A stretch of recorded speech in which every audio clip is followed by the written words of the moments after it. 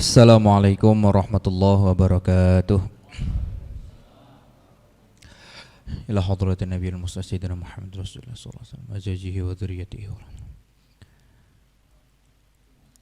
summa jami' awliyatul musyarik al-adham bi khabiha rasul. Thumma ila jami' masyayikhina wa syekh Muhammad Alhamdulillah jazakallahu khairan. Abaina wa ummatul muslimin. Al-Fatihah. A'udzu billahi minasyaitonir rajim. Bismillahirrahmanirrahim. Alhamdulillahi rabbil alamin arrahmanir rahim maliki yaumiddin. Iyyaka na'budu wa iyyaka nasta'in ihdinas siratal mustaqim. Shiratal ladzina an'amta 'alaihim ghairil maghdubi 'alaihim waladdallin.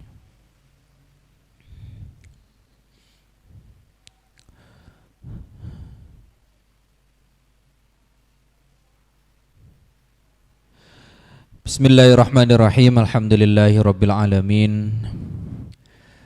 Wassalatu wassalamu ala sayyidina wa maulana Muhammadin sallallahu alaihi wasallam wa ala alihi wa sahbihi wa man tabi'ahum bi ihsanin ila yaumiddin. Amma ba'du. Al-hadirin wal hadirat rahimakumullah, bapak-bapak, ibu-ibu yang saya hormati. Alhamdulillah wa syukurillah, pada malam hari ini kita dapat bertemu kembali fi makanin mubarak, fi waqtin mubarak, di tempat yang mulia, di tempat yang insyaallah diberkahi oleh Allah Subhanahu wa taala, amin. Di waktu juga yang insyaallah mulia, di waktu juga yang insyaallah diberkahi oleh Allah Subhanahu wa taala, amin ya rabbal alamin. Dalam rangka melanjutkan pengajian tauhid kita,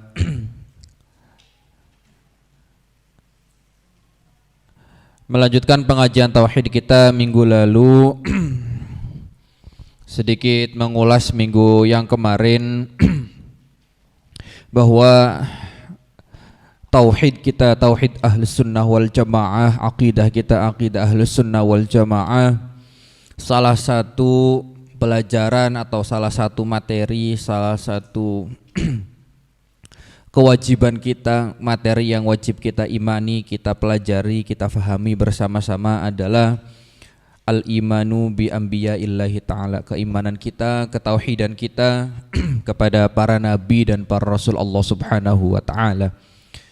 Minggu yang lalu kita sudah sama-sama memahami, kita sudah sama-sama mengaji bahwa al-anbiya'u war rusul, para nabi dan para rasul itu basyarun lakal basyari, ya, para nabi dan para rasul itu manusia tapi tidak seperti sama dengan manusia yang lain. Oleh karena itu ada beberapa sifat yang wajib dimiliki oleh para rasul dan para nabi. Dimulai dari sifat siddiq, amanah, tabligh, fatona. Tapi karena para rasul dan para nabi juga manusia, maka para nabi dan para rasul juga memiliki sifat-sifat basyariyah, sifat-sifat kemanusiaan yang itu jaiz, yang itu boleh bagi para rasul dan para nabi. Karena nabi itu manusia, karena nabi, para rasul itu juga makhluk Allah. Oleh karena itu para nabi juga makan, para nabi juga minum, para nabi juga tidur dan lain sebagainya.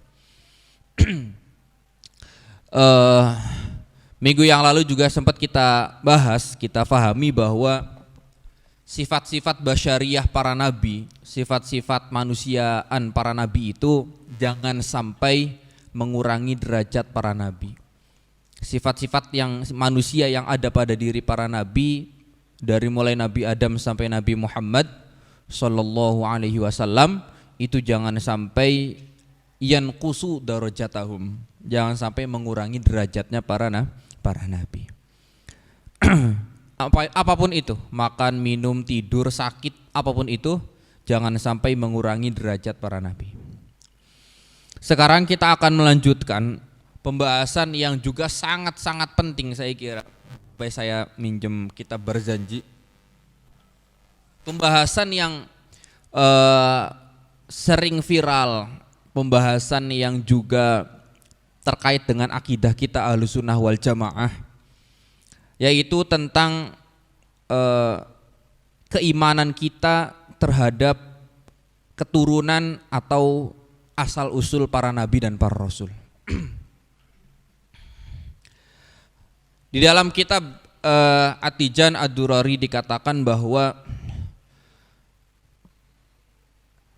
kullur rusul wal anbiya, semua para rasul dan para nabi itu pasti dilahirkan atau pasti mempunyai keturunan, memiliki nasab yang suci dan dijaga oleh Allah Subhanahu wa taala. Semuanya. Dari mulai min ladun Adam ila nabiyina Muhammad sallallahu alaihi wasallam. Tidak ada satupun nabi, tidak ada satupun rasul yang kemudian memiliki keturunan, nasab, atau misalkan nenek moyang, orang tua, nenek moyang, mbah buyut dan seterusnya, itu adalah orang-orang yang tidak suci. Orang-orang tidak suci ini maknanya banyak Pak ya. Orang tidak suci itu maknanya bisa kafir, maknanya bisa maksiat, maknanya itu bisa tidak iman dan lain sebagainya. Nah, ini permasalahan ini sangat sering dibahas, terutama bagi di dalam tubuh umat Islam itu sendiri. Ya, saya kasih contoh. Bagaimana menyikapi atau bagaimana keimanan kita ketika menyikapi keturunannya atau nenek moyangnya, nasabnya Nabiullah Ibrahim alaihi salam. Kita semua tahu bahwa Nabiullah Ibrahim alaihi salam itu dalam beberapa riwayat, dalam beberapa kisah itu bahwa bapaknya Nabiullah Ibrahim alaihi salam ya, itu wakila itu adalah abadatul asnam, penyembah berhala. Ada lagi dalam riwayat lain yang mengatakan bahwa Nabiullah Ibrahim itu memiliki seorang bapak, yaitu seseorang yang membuat berhala. Ya. Ini riwayatnya banyak ya, kisah-kisahnya banyak, namanya kisah-kisah Israiliyah, kisah-kisah umat-umat terdahulu dari mulai zaman Nabi Ibrahim lah kira-kira. Itu namanya kisah-kisah Israiliyat. Nah, Azar bapaknya, wakilah bapaknya Nabiullah Ibrahim alaihi salam itu masyhur ya, di dalam tubuh umat Islam sendiri masyhur bahwa beliau itu adalah abadatul asnam. Ada yang ngomong penyembah berhala, ada yang ngomong kerjaannya itu adalah membuat berhala. Nah, ketauhidan kita, akidah kita, akidah ahlus sunnah wal jamaah ini harus bisa menjawab pertanyaan-pertanyaan yang seperti ini. Model-model pertanyaan seperti ini. Sebelum kita nanti masuk ke pembahasan yang lebih inti lagi, bagaimana kita menyikapi akidah kita, menyikapi statusnya orang tuanya Nabi Muhammad sallallahu alaihi wasallam. Ini masalah akidah, ini masalah tauhid. Kita balik lagi ke Nabiullah Ibrahim alaihi salam. Sebelum rame orang-orang membahas zaman sekarang, ulama-ulama terdahulu, ulama-ulama mutaqaddimin ini sebenarnya sudah membahas bagaimana statusnya bapaknya Nabiullah Ibrahim alaihi salam. Sedangkan keyakinan kita, ketauhidan kita, akidah kita yakin bahwa nasabnya para nabi dan para rasul itu adalah suci. Tidak mungkin melakukan sesuatu yang di luar dari ketauhidan. Akhirnya para ulama kemudian membahas riwayat-riwayat ini, riwayat kan banyak tadi. Kisah-kisahnya itu banyak, kisah-kisah Israiliyatnya itu banyak. Ada yang mengatakan pembuat berhala, ada yang mengatakan penyembah berhala dan lain sebagainya. Salah satu ulama yang kemudian membahas itu adalah Al-Imam Syekh Al-Imam Jalaluddin As-Suyuti. Ya, salah satu pengarang yang sangat produktif mengarang kitab, salah satunya adalah Tafsir Jalalain dan sebagainya. Imam As-Suyuti mengatakan begini. Riwayat yang mengatakan bahwa Azar itu adalah bapaknya Nabiullah Ibrahim alaihi salam itu perlu ditelisik kembali. Wakila, ada ulama yang mengatakan bahwa itu adalah bukan bapaknya Nabi, bukan bapaknya Nabiullah Ibrahim alaihi salam, tapi itu adalah pamannya Nabiullah Ibrahim alaihi salam. Nah, ini bukannya tidak ada bukti. Perkataan seperti ini bukan ngeles ya, kalau bahasa kita mungkin ngeles. Wah, Kayaknya ngeles aja nih. Masa bukan bapaknya, pamannya, jangan-jangan cuma ngeles. Oh tidak. Tapi ada riwayatnya, ada kisahnya bahwa orang-orang zaman dahulu itu seringkali seseorang yang sebenarnya bukan orang tuanya itu dianggap orang tuanya. Dia itu kakeknya, bahkan dia itu buyutnya, di atas kakek itu buyut ya. Bapak, kakek, buyut. Bahkan buyutnya itu dikatakan sebagai orang tuanya. Makanya bin itu, kalau misalkan kita kan kita nyebut Muhammad bin Abdullah. Ya Abdullah bapaknya Nabi Muhammad. Tapi orang-orang zaman dulu itu sering binnya itu bukan ke bapaknya, tapi ke kakeknya. Atau bahkan ke pamannya. Atau bahkan ke di atas buyutnya, di atas buyut, di atasnya lagi. Kenapa? Salah satunya adalah ulama pengarang Alfiyah, yaitu Alfiyah Ibnu Malik, pengarang Nazm Ilmu Nahwu. Alfiyah Ibnu Malik. Ibnu itu artinya anak laki-laki. Berarti kalau Ibnu Malik itu anak laki-lakinya Malik. Padahal pengarangnya Alfiyah yang masyhur dipelajari di pondok-pondok pesantren itu nama aslinya adalah Muhammad. Tapi kemudian lebih terkenal dengan Ibnu Malik. Padahal nama bapaknya itu bukan Malik. Malik itu nama mbahnya, nama buyutnya. Tapi kemudian kenapa terkenalnya dengan Ibnu Malik? Karena masyarakat setempat itu lebih mengenal Malik daripada bapaknya. Misalkan contoh misalkan di sini ada seseorang yang kakeknya itu lebih terkenal daripada bapaknya. Contoh. Akhirnya saking terkenalnya sampai ngomong ini anaknya si A, padahal si A itu kakeknya. Nah, sama dengan kasusnya Nabiullah Ibrahim alaihissalam. Wakila itu bukan bapaknya, tapi adalah pamannya. Kenapa dinisbatkan kepada pamannya? Karena pamannya lebih masyhur, lebih terkenal pada saat itu. Kenapa ini kita harus bahas, kita harus yakini, kita harus mengakidai, meyakini bahwa keturunan ke atas Nabi Ibrahim itu sampai Nabi Adam itu harus orang-orang yang suci. Karena secara akal saja nggak mungkin para nabi, para rasul memiliki orang tua, kakek, nenek moyang yang kafir. Ini mustahil. Belum lagi nurnya Nabi Muhammad, ya, makhluk yang pertama kali diciptakan oleh Allah Subhanahu wa taala itu kan nurnya Nabi Muhammad, cahayanya Nabi Muhammad. Sebelum diciptakan apa-apa, Allah itu pertama kali menciptakan cahayanya Nabi Muhammad sallallahu alaihi wasallam. Nah, nurnya Nabi Muhammad itu dititipkan kan? Ceritanya dititipkan terus sampai kemudian dilahirkanlah Nabi Muhammad. Nah, salah satu yang dititipkan nurnya Nabi Muhammad, cahayanya Nabi Muhammad itu adalah Nabiullah Ibrahim alaihis salam. Nah, Nabiullah Ibrahim itu dari mana? Ya dari bapaknya, dari orang tuanya. Kalau nur Nabi Muhammad itu adalah makhluk yang paling mulia di sisi Allah, tidak mungkin dititipkan kepada seseorang yang kafir. Dititipkan kepada seseorang yang musyrik.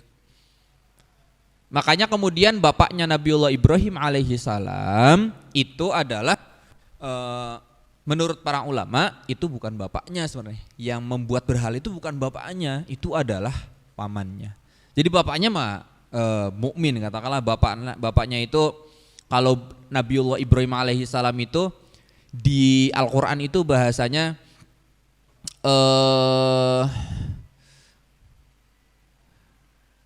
muslimah wa makana hanifa, ya, hanif. Jadi bahasa di Al-Qur'annya itu adalah orang-orang yang hanif. Hanif itu orang-orang yang tauhid, orang-orang yang bersih, suci lah, kira-kira seperti itu. Itu yang pertama Pak ya. Ini harus kita luruskan supaya tidak ada orang yang kemudian baik itu di dalam tubuh Islam sendiri ataupun di luar Islam yang kemudian mencemooh, yang kemudian menganggap negatif, jelek, kok bapaknya Nabiullah Ibrahim alaihissalam kok membuat berhala dan lain sebagainya. Yang kedua, pendapat yang kedua, ada ulama yang berpendapat bahwa Azar itu yang membuat berhala itu benar bapaknya Nabiullah Ibrahim alaihissalam, benar. Tapi Tapi cahayanya Nabi Muhammad atau nurnya Nabi Muhammad sallallahu alaihi wasallam itu ketika dititipkan kepada bapaknya Nabiullah Ibrahim alaihissalam, itu saat bapaknya Nabiullah Ibrahim alaihissalam itu masih dalam keadaan iman. Baru ketika Nabi Ibrahim lahir, cahayanya Nabi Muhammad itu pindah ke Nabi Ibrahim. Dipindahkan ke putranya Nabiullah Ibrahim alaihissalam. Nah, baru ketika cahayanya pindah, bapaknya itu baru kafir, baru musyrik. Jadi katakanlah kafirnya itu kafir barulah, gitu. Musyriknya baru ketika cahaya itu pindah. Tapi ketika cahaya Nabi Muhammad itu ada di tubuhnya bapaknya Nabi Ibrahim, itu beliau masih iman. Beliau itu masih muslim, masih muslimah wa ma kana hanifah. Masih dalam keadaan Islam, masih dalam keadaan bersih, suci. Ini kenapa patut kita yakini, patut saya terangkan di pengajian tauhid, karena ini akidah kita. Ini akidah kita, ini akidah Ahlussunnah wal Jamaah. Nah, kemudian sampai terus dari mulai Nabi Adam terus Nabi Ibrahim terus sampai Nabi Yuna Muhammad sallallahu alaihi wasallam. Ini juga perlu diperhatikan bahwa dalam semua atau seluruh kitab tauhid akidah ahli sunnah wal jamaah semuanya mengatakan bahwa abuhu wa ummuhu sallallahu alaihi wasallam, bapaknya dan ibunya Nabi Muhammad sallallahu alaihi wasallam itu mati dalam keadaan belum iman kepada Nabi Muhammad. Belum iman. Kenapa belum iman? Ya, Nabi Muhammadnya masih di dalam kandungan. Kalau dalam Barzanji dikatakan walamma tamma min hamlihi syahrani ala masyhuril aqwalil marwiyah tuwfiya bil madinatil munawwarati abuhu Abdullah, gitu kan. Walamma tamma min hamlihi syahrani. Jadi ketika kandungannya ibunda Nabi Muhammad sallallahu alaihi wasallam itu menginjak 2 bulan, tuwfiya bil madinatil munawwarati abuhu Abdullah. Bapaknya Nabi Muhammad yang bernama Abdullah itu meninggal. Jadi yatim dalam keadaan masih dalam kandungan. Kan masyhur seperti itu. Sedangkan ibunda Nabi Muhammad sallallahu alaihi wasallam itu meninggal ketika Nabi Muhammad masih dalam keadaan kecil. Wakila 6 tahun. Dia ada yang mengatakan umurnya masih 6 tahun. Kenapa tidak iman? Ya, Nabi Muhammadnya belum lahir. Nabi Muhammadnya masih kecil. 6 tahun itu kan Nabi Muhammad belum diutus menjadi nabi. Nabi Muhammad itu bu'itsa, itu diutus menjadi rasul itu pada umur 40 tahun. Nah, ini bagaimana menyikapi kasus seperti ini? Jangankan di luar Islam, Di dalam tubuh Islam sendiri problem seperti ini itu masih banyak diperdebatkan. Nah, nasab atau keturunannya Nabi Muhammad sallallahu alaihi wasallam kita harus yakin bahwa dari mulai Nabi Muhammad sallallahu alaihi wasallam sampai tembus ke Nabiullah Ibrahim alaihi salam itu adalah orang-orang yang suci. Itu harus yakin itu. Orang-orang yang iman, orang-orang yang bersih, orang yang tidak mungkin maksiat, orang yang tidak mungkin musyrik kepada Allah Subhanahu wa taala. Kita runtut satu persatu lah. Muhammad bin Abdullah bin Abdul Muttalib, ya kan? Kemudian bin Hashim, ibn Abdi Manaf, ibn Qusay, ibn Kilab, kemudian ibn Murrah, ibn Ka'ab, ibn Lu'ay, ibn Ghalib, ibn Fihr, ibn Malik, ibn Kinanah, ibn Nadar, ibn Kinanah, ibn Khuzaimah, ibn Mudrika, ibn Ilyas. Nah, Ilyas terus nyambung itu tembus ke Adnan. Adnan terus nyambung tembus ke Nabiullah Ibrahim alaihi salam. Wa Adnanu bila raibin inda dzawil ulumin nasabiyah. Kalau sudah nyampe Adnan, itu semua ahli nasab mengatakan bahwa kalau orang keturunannya sampai Adnan, itu berarti sudah bisa dipastikan itu keturunannya sampai Nabi Ibrahim. Kalau Nabi Ibrahim, berarti sampai Nabi Adam alaihi salam. Pertanyaannya nggak jauh-jauh, permasalahannya nggak jauh-jauh. Abdullah, Abdullah.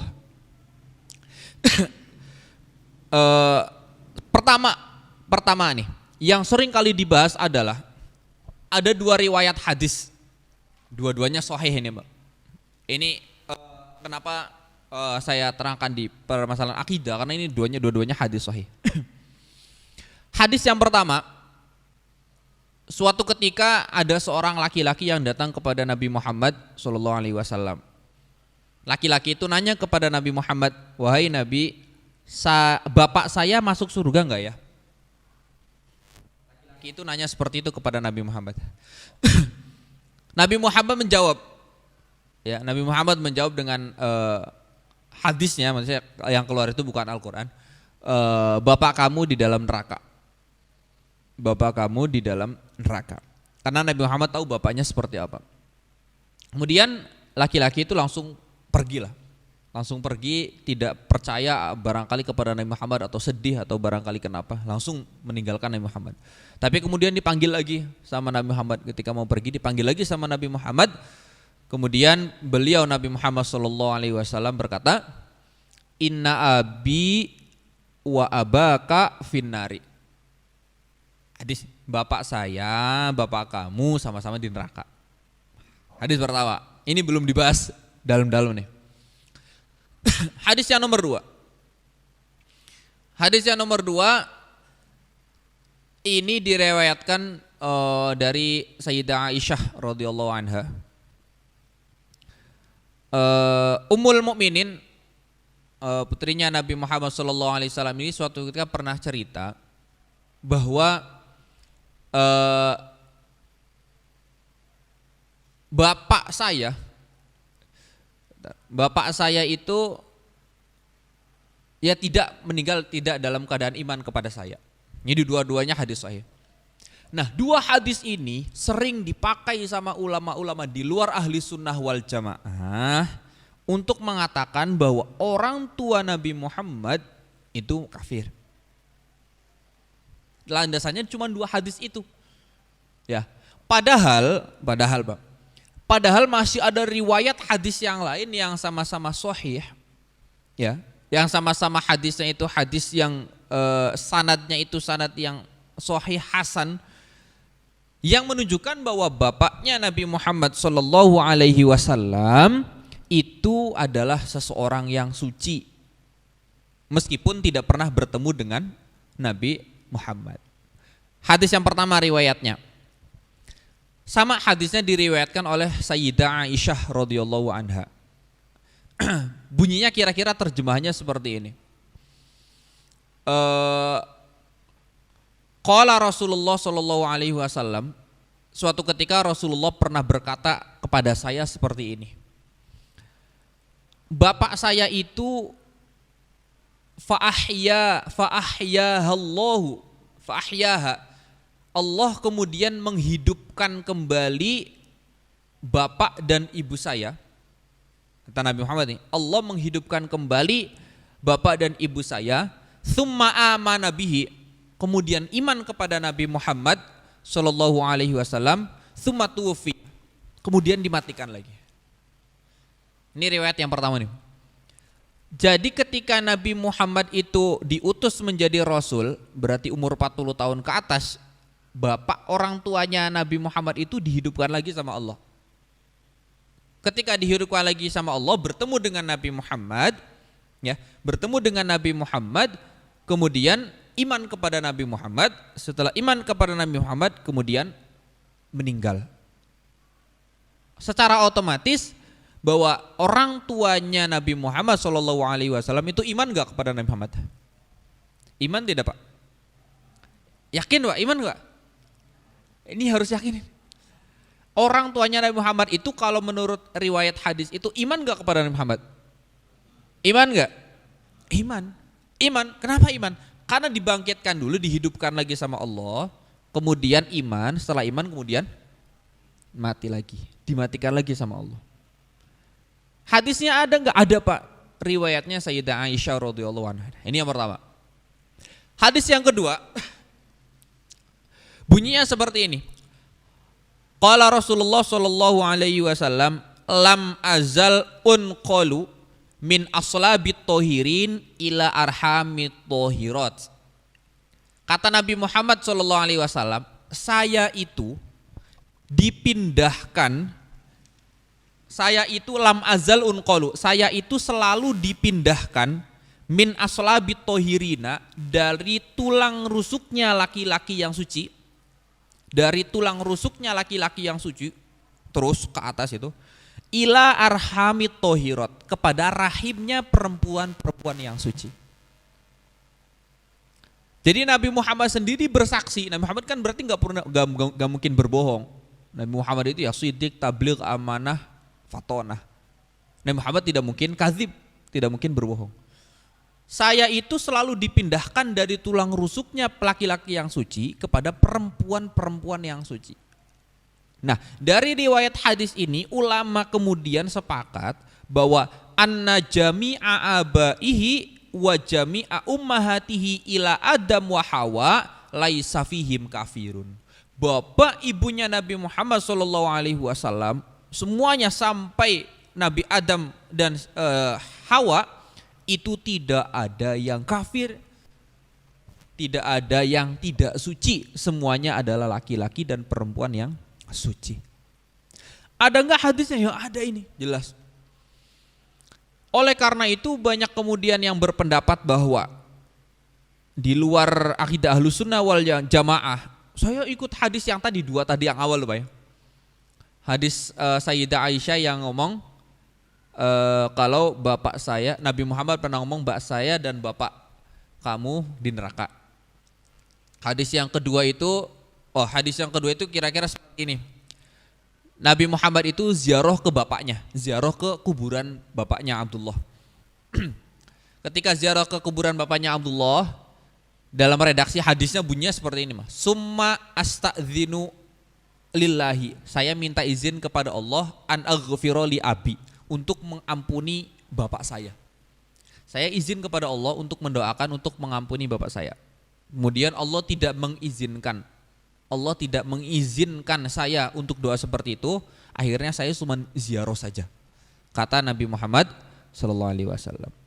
Nah, kira-kira dari hadis yang banyak tadi, ada 4-5 hadis itu seakan-akan bertentangan, Pak. Seakan-akan loh Pak ya, bukan berarti bertentangan, tapi seakan-akan bertentangan. Satu hadis ngomongnya bapaknya Nabi Muhammad itu dalam neraka, ya, mau didoain sama Nabi Muhammad untuk diampuni dosanya, tidak diizinkan sama Allah. Tapi hadis yang lain, Nabi Muhammad SAW itu ngomong kalau saya itu dipindahkan dari laki-laki yang suci dan perempuan yang suci. Bapaknya Nabi Muhammad itu dibangkitkan lagi, dihidupkan lagi, iman kemudian dimatikan lagi. Seakan-akan redaksinya itu bertentangan. Kalau dalam kajian usul fikih, kalau dalam kajian hadis, ini namanya ta'arud. Itu artinya apa Pak? Ta'arud itu artinya bertentangan, adillah itu artinya dalil. Ta'arudul adillah berarti bertentangannya dalil-dalil. Seakan-akan menurut kita Pak, menurut kita. Gak mungkin kan Nabi Muhammad itu pelin-pelan. Masa Nabi Muhammad labil? Kan gak mungkin. Suatu ketika ngomong kayak gini, besoknya ngomong kayak gitu, kan gak mungkin. Nabi Muhammad tidak mungkin pelin-pelan, karena wama yantiku anil hawa. Omongan yang diucapkan oleh Nabi Muhammad itu pasti wahyu dari Allah, bukan atas kehendak pribadinya. Makanya kata ulama hadis, ulama tauhid mengatakan hadis itu tidak bertentangan, tapi harus dikompromikan. Kalau dalam kajian usulul hadis itu namanya al-jam'u. Al-jam'u itu harus dikompromikan. Kita tidak bisa menggunakan satu hadis ini saja, hadis ini gak dipakai, gak bisa. Atau kita pakai hadis yang ini aja, ininya gak dipakai, gak bisa. Keempat-empatnya harus dipakai. Terus gimana jawabnya? Jawabnya akidah Ahlussunnah wal Jamaah yakin secara dalil dan secara akal bahwa orang tuanya para nabi, khususnya orang tuanya Nabi Muhammad SAW, itu semuanya adalah orang yang beriman, orang yang suci, tidak ada yang kafir, tidak ada yang musyrik. Sampai sini bisa dipahami Pak ya? Itu riwayat-riwayat seperti itu. Jadi Ini adalah kewajiban kita sebagai umat Islam untuk meyakini seperti itu. Ini saya ngomongnya pakai hadis, pakai dalil. Belum lagi saya ngomongnya pakai akhlak, Pak, pakai adab, pakai tata krama. Ya bayangin aja, kita menuduh bahwa orang tuanya Nabi itu kafir. Tata keramanya di mana? Oh, orang tuanya Nabi Muhammad itu kafir. Orang tuanya Nabi Muhammad itu enggak iman, musyrik misalnya. Kan secara akal itu enggak mungkin lah. Nabi kok. Nabi masa orang tuanya musyrik.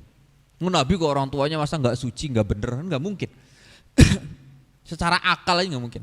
Jadi secara dalil enggak mungkin, secara akal juga tidak mungkin. Itu salah satu ketauhidan kita kepada para nabi dan para rasul. Adapun keturunan ke bawahnya, ya keturunan ke bawah itu anak, cucu gitu ya. Belum tentu iman, ya benar. Tapi ke atas itu pasti iman. Kayak putranya Nabiullah Lut alaihi salam. Ya, putranya Nabiullah Lut alaihi salam, putranya Nabiullah Ibrahim alaihi salam itu kan tidak putranya Nabiullah Nuh ya, yang ikut hanyut Nabiullah Nuh alaihi salam. Itu kan salah satu putra nabi, keturunan nabi yang tidak iman, bahkan kepada bapaknya sendiri. Akhirnya kan ikut hanyut oleh banjir bandang. Nabi Nuhnya selamat, ngajak masyarakat, ngajak hewan naik perahu gede, putranya tidak selamat. Keturunannya Nabi Muhammad, banyak. Putranya Nabi Muhammad apa suci semua? Ada yang maksiat banyak. Yang maksum itu kan nabinya, kalau keturunannya kan enggak. Putranya Nabi Muhammad para habaib itu, apakah maksum? Maksum itu terjaga dari dosa. Apakah maksum? Ya enggak lah. Putranya Nabi Muhammad sampai sekarang masih ada enggak? Masih ada. Masih ada. Para habaib itu kan dzurriyyatun nabi, keturunannya keturunannya Nabi Muhammad sallallahu alaihi wasallam. Berarti kan anak cucunya Nabi. Apakah maksum? Apakah terjaga dari dosa? Ya enggak. Mungkin enggak melakukan dosa? Ya mungkin. Mungkin maksiat enggak? Ya mungkin. Yang tidak mungkin dosa itu adalah nabinya. Tapi kalau ke atas, orang tua ke atas itu pasti suci. Pasti suci. Orang-orang yang suci, tidak ada orang-orang yang musyrik, orang-orang yang enggak benar, tidak ada. Nah ini harus diyakini oleh kita semua. Jadi dari Nabi Yuna Muhammad sallallahu alaihi wasallam ibn Abdullah ibn Abdul Muttalib terus tembus Nabiullah Ibrahim alaihi salam, terus sampai Nabiullah Adam alaihi salam, kulluhum minat tohirin, semuanya adalah dari orang-orang yang suci. Abauhum wa ummahatuhum, bapaknya dan ibunya. Bapaknya dan ibunya. Ini perlu diyakini oleh kita supaya keyakinan kita kepada para nabi dan para rasul itu semakin sempurna. Nah, kalau dalam Barzanji bunyinya wa kaifala wasayyidul akramu sallallahu alaihi wasallam wasitatuhul mutaqah. Gitu ya, mana? Oh ini. Wa kaifala wasayyidul akramu sallallahu alaihi wasallam wasitatuhul mutaqah. Gitu kan? Wa kaifala, bagaimana tidak? Masa sih sayyid yang mulia, orang yang paling mulia di muka bumi ini, wasitatuhul muntaqo, perantaraannya orang tuanya itu adalah orang tua yang al-muntaqo. Al-muntaqo itu orang yang maksiat, yang berdosa. Masa sih? Wa kaifala wasayyidul akramu sallallahu alaihi wasallam wasitatuhul muntaqo.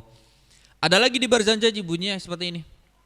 Hafizal ilahu karamatan li Muhammadin abahul amjad saunal lismihi tarakus sifah hafalam yusibhum aruhu min adamin wa ila abihi wa ummihi. Ini jelas banget ini udah. Hafizal ilahu karamatan li Muhammadin. Allah itu menjaga karomahnya, kemuliaan Nabi Muhammad dengan cara apa? Abaul amjad saunal lismihi, menjaga bapak-bapak keturunannya, bapak ibunya Nabi Muhammad.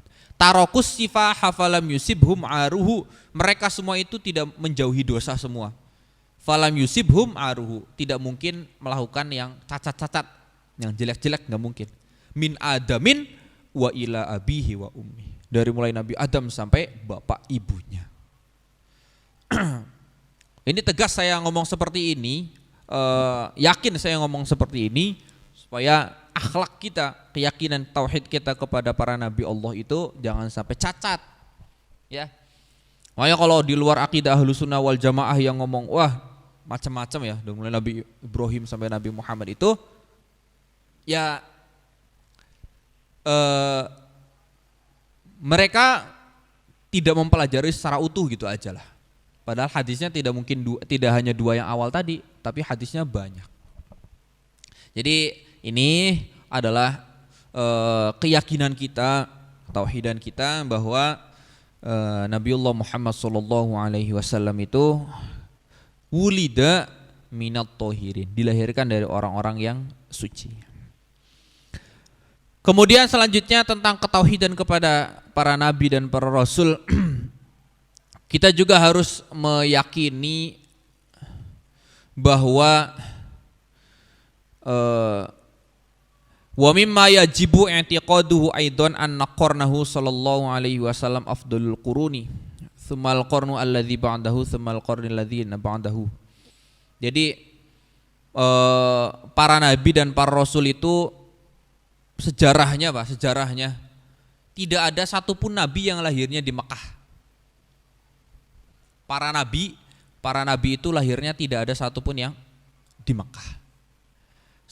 Mayoritas nabi, kebanyakan nabi itu lahir diutus besar mengembangkan ajarannya itu di Syam.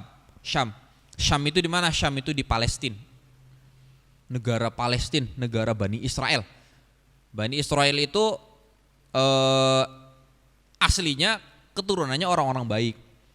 Tapi karena kesombongannya jadi jelek. Makanya kata-kata Bani Israel itu di Quran banyak banget. Kenapa banyak banget? Karena para nabi itu tumbuhnya di sana, di Palestina semua. Sampai agama Yahudi, agama Nasrani itu kan lahirnya di Palestina semua. Dimulai dari Nabi Ibrahim lah, dari Nabi Adam. Nabi Ibrahim sampai kemudian Nabi Isa alaihissalam itu semuanya di Asyam, tidak ada yang di Mekah. Dan semuanya itu adalah keturunan Nabi Ibrahim alaihissalam. Makanya Nabi Ibrahim itu dijuluki dengan bapaknya para nabi. Tapi ada satu hal yang menarik, Pak. Ketika Nabiullah Ibrahim alaihissalam itu diutus atau diwahyukan oleh Allah Subhanahu wa taala suruh pergi ke Mekah. Suruh pergi ke Mekah untuk membangun Ka'bah, membawa serta istri dan anaknya, Hajar dan Sayyid Ismail ya, alaihi salam, Nabiullah Ismail alaihi salam. Ketika membuat Ka'bah di sana, ini menarik ya, ini nanti ada hubungannya dengan tafsir juga, ada hubungannya dengan tauhid juga. Ketika Nabi Ibrahim disuruh oleh Allah Subhanahu wa taala membangun Ka'bah di Mekah itu, Allah Subhanahu wa taala memberikan wahyu kepada Nabi Ibrahim alaihi salam. Ini ada dalam Al-Qur'an. Biwadin ghayra dzi zar'in inda baitikal muharram. Jadi Nabi Ibrahim itu disuruh oleh Allah Subhanahu wa taala membuat Ka'bah itu di wadin. Wadin itu jurang. Jurangnya bukan kayak jurang di Indonesia, Pak ya. Kalau jurang di Indonesia itu kayak di apa? Misalkan di Tasik, kalau jurang pinggir dalam gitu, enggak. Jurang di Arab itu di sekelilingnya itu gunung semua. Di tengah-tengahnya gunung itu ada tanah yang tanah yang dalam. Jadi tanah yang dalam itu di sekitarnya itu gunung semua. Di tengah-tengah ada tanah yang dalam, makanya sering banjir. Itu namanya wadin. Ghayra dzi zar'in, tidak ada tumbuhan sama sekali. Disuruh bikin Ka'bah di situ sama Allah SWT. Di Qur'annya ada. Nabi Ibrahim bikin di situ. Ketika sudah bikin, ya ada kakinya di sana dan sebagainya. Nabi Ibrahim alaihissalam disuruh balik lagi ke Palestina. Ceritanya seperti itu. Makanya Ka'bah itu sampai sekarang itu sering banjir. Kenapa? Karena lokasi Ka'bah itu jurang memang, bukan jurang apa ya? Tanah datar, di sekelilingnya gunung semua. Tanah ledok, tanah yang kena banjir itu kan bisa tanah yang rendah. Gak mungkin kan banjir di gunung kan, gak mungkin. Ada sejarahnya banjir di gunung. Makanya mata air Zam-Zam itu ada di situ. Kenapa? Yang namanya mata air itu ya di bawah mata air. Allah bisa nggak bikin mata air di gunung, sumberan di gunung? Ya bisa-bisa aja. Cuman kan lucu. Ada sumber mata air munculnya itu dari gunung, katakan sumur di gunung. Ya lucu. Bisa aja tapi ya kan lucu. Mata air itu ya Zam-Zam itu ya di tanah datar. Makanya dari mulai zamannya Nabi Ibrahim alaihissalam sampai zaman Nabi Khalifah ya, jangan kan sampai Nabi Muhammad, sampai Khalifah itu Ka'bah itu sering banjir, sering roboh, ya, sering hancur, dibangun lagi. Itu kenapa? Ya karena sering banjir emang. Dari gunung turun ke situ banjir. Hujan, kalau setiap hujan banjir mesti. Sekarang aja mungkin banjirnya agak minim karena canggih teknologinya. Kalau dulu sering banget banjir. Bisa dilihat sejarah banjir Ka'bah itu. Nah, orang-orang kan mungkin sinis ngelihatnya. Masa rumahnya Allah kok banjiran, rumahnya Allah kok roboh dibangun lagi. Nah, kita jangan ngomong kayak gitu. Banjirnya Ka'bah atau robohnya dibangun laginya Ka'bah itu adalah bukti bahwa Al-Qur'an itu benar. Bukti bahwa Al-Quran itu adalah ngomong yang benar. Biwadin ghairu dzi zar'in inda baitikal muharram. Karena Ka'bah itu didirikan di situ ya pasti banjir. Dan pasti ada mata air Zam-Zam yang terbaik. Dan itu kalau saya pribadi kalau ada Ka'bah banjir apa gitu terus ya berarti benar Quran itu. Malah senangnya bukan senang Ka'bah kebanjiran bukan ya, tapi senang bahwa ternyata benar Allah itu. Nah, satu-satunya nabi yang turun di Mekah itu adalah Nabiullah Muhammad sallallahu alaihi wasallam. Semua nabi diutus di Palestina, Nabi Muhammad saja yang diutusnya itu di Mekah, tiba-tiba ngomong, saya itu nabi, saya itu keturunannya Ibrahim. Orang mana yang tidak menertawakannya pada saat itu? Tiba-tiba di Mekah orangnya jahiliyah, bodoh, jemblok gitu ya. Gak ngerti apa-apa, musyriknya udah setengah sampai ubun-ubun lah musyriknya gitu. Gitu ya. Tiba-tiba datang seorang laki-laki ngomong, ana nabiyullah wa rasuluhu. Saya nabinya Allah, saya utusannya Allah. Gitu kan. Saya keturunannya Nabi Ibrahim dari Nabiullah Ismail alaihis salam. Siapa orang yang tidak percaya? Kalau datangnya dari Palestina, dari Israel gitu, saya nabi ya mungkin masih bisa percaya. Ini dari Mekah. Orang Mekah asli situ sukunya suku Quraisy gitu ya, ngomong kayak gitu. Tuduhannya banyak. Ada yang ngomong gila, ada yang ngomong tukang sihir, ada yang ngomong mabok dan seterusnya. Nah, model-model sejarah seperti ini kita harus mengetahui untuk memperdalam ketauhidan kita. Kenapa? Karena kalau misalkan kita tidak bisa menjawab pertanyaan seperti itu, maka jangan harap kemudian keyakinan tauhid itu sampai merasuk ke dalam hati gitu. Kalau tauhidnya tauhid karena orang tua, Islamnya karena Islam karena orang tua kan ya wajar. Islam kenapa ya karena bapak saya orang Islam. Tauhid itu harus sampai merasuk sampai ke hati, sampai ke akal, dimulai dari mempelajari hadisnya, mempelajari riwayat sejarahnya. Supaya apa? Supaya benar-benar merasuk imannya itu iman yang kokoh. Sejarah seperti ini harus paham. Makanya kata orang Bani Israel, sampai sekarang Bani Israel kan orang paling ngengkel sedunia ya Bani Israel. Paling ngengkel sedunia Bani Israel. Israel itu ya ada Islamnya, ada Yahudinya, ada Nasraninya Israel itu. Kalau Bani Israel yang Islamnya kan kemudian dari keturunannya Nabi Yusuf. Nabi Yusuf itu punya saudara namanya Yahuda. Yahuda itu yang kemudian menyebarkan Yahudi. Kemudian ada nabi lagi namanya Nabi Uzair. Di sana Uzair kemudian dituhankan sama orang Yahudi dan seterusnya. Kalau sejarah Palestina panjang. Dari mulai Ibrahim, Ismail, Ishak, Yusuf, Ayub, Syuaib, Musa, Harun, semuanya, Sulaiman, Dawud, Ilyas, Ilyasa, semuanya di Palestina. Nggak ada di Mekah tuh, nggak ada nabi, nggak pernah ada nabi. Nabi Ibrahim ke situ cuma singgah doang, singgah bikin Ka'bah balik lagi, udah. Makanya Nabi Muhammad itu ketika Isra Mi'raj jalan-jalannya itu ke Palestina. Nabi Muhammad itu kenapa diajak jalan-jalan sama Allahnya itu ke Baitul Maqdis, ke Masjidil Aqsa yang ada di Syam di Palestina. Karena apa? Karena traveling jalan-jalan mencari jejak keturunan nenek moyangnya.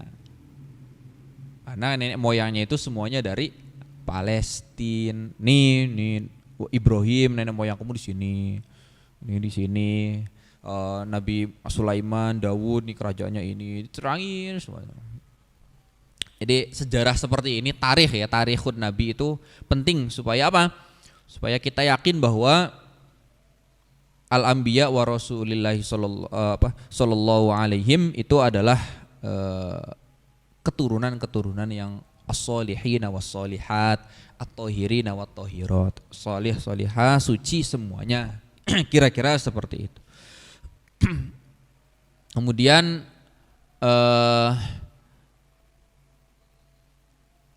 misalkan ada pertanyaan kembali, pertanyaan lagi, lalu